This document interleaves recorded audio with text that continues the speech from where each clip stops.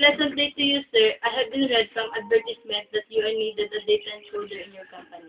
By the way, I'm Evelyn Diaz, 18 years old, graduating student from Lipa City Public College, taking up the course of Ladderized Education Program for BSCS accredited by TESCA.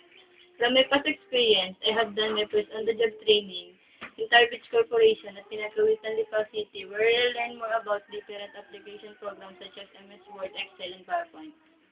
I also learned on how to mingle other people, communicate, and entertain visitors or clients. That's why my skill in that particular field was being enhanced.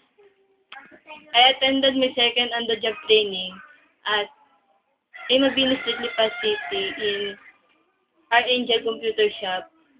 At that time, I learned more about hardware servicing such as troubleshooting, installing, and assembling system units. I also applied the things I learned from my previous OJT.